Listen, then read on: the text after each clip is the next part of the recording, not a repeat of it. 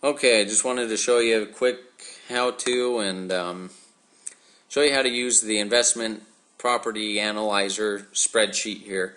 So the first page is a summary page. As you can see here, don't modify this page. It's not entirely true. You can change the property information.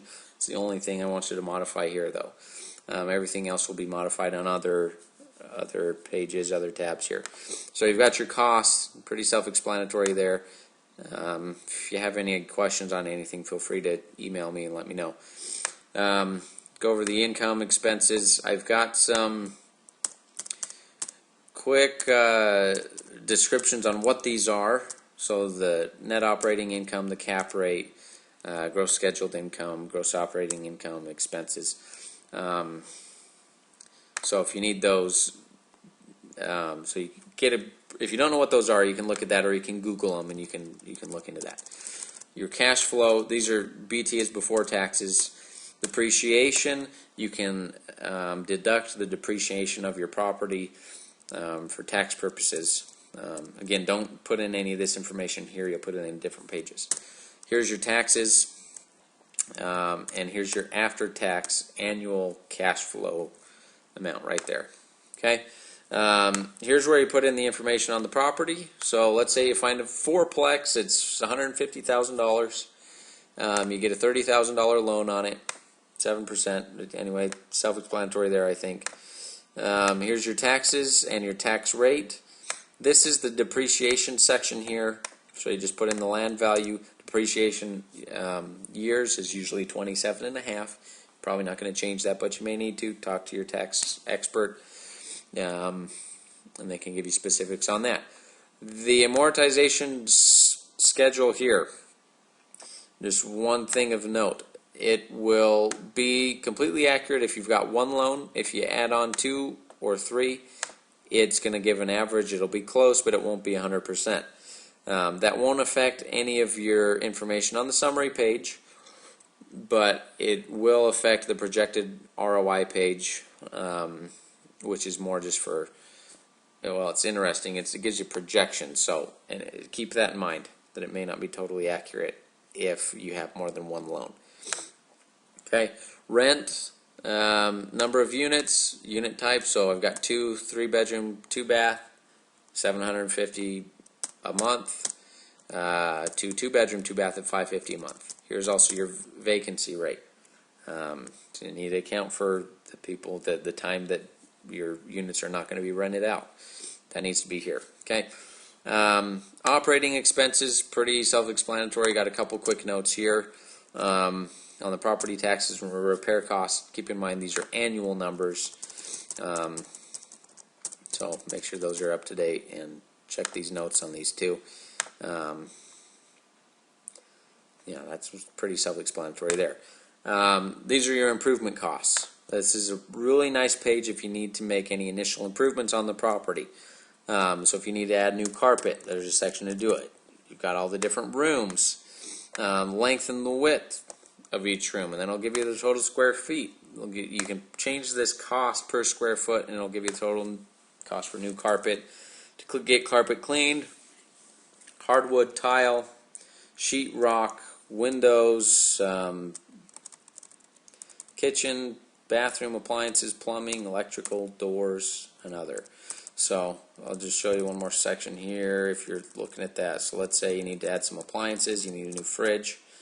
Put in the cost up here per fridge, and then how many down here. So one for the, I don't know, it wouldn't be in the bed, it'd be in the kitchen, but that'll give you those totals there.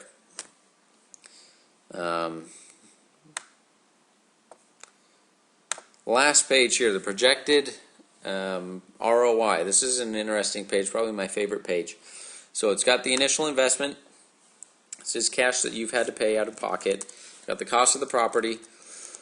This is assuming you've got a 2% increase in rent year over year. Okay, so you can play around with these numbers also.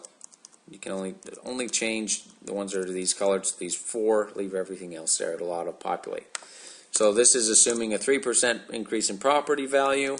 Assuming a 3% increase in inflation, that increases your expenses. Okay.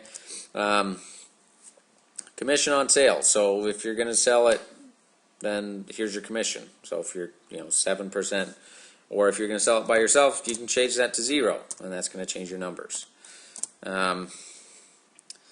This will obviously increases the sales price, and this influences the gross scheduled income. Okay, so you've got a lot of the same numbers from the summary page. This is after year 1. Okay, I've done this pre-tax money, so keep in mind you may need to pay taxes, and if you want a more specific number, you can figure that out if you like to. So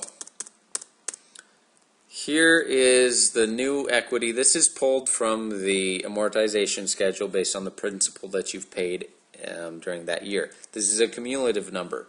So you add up year 1, then year 1 and year 2, go here, and so on and so forth. Okay, so that's a total number, cumulative new equity. Here's potential property value based on this number up here. And again, this is your annual cash flow before taxes. Keep that in mind. Okay, now the fun numbers down here. Here, if you were to sell the property after 1 year, you'd make $6,182.83 pre-tax. That, based on the initial investment, $24,000 is 25% return on your money. And of course that's after you paid the 7% commission, so it's not bad, right? The next year though it jumps up to 48% just because of the additional equity and the increase in the property value that you're getting. And these numbers are excuse me, these percentages are set up to account the number of years. Okay, so this is a per year number. Okay. As you can see, if you sell the property, like I said, it's just cash outright. You'll have to pay taxes on it, but that's your potential return on investment.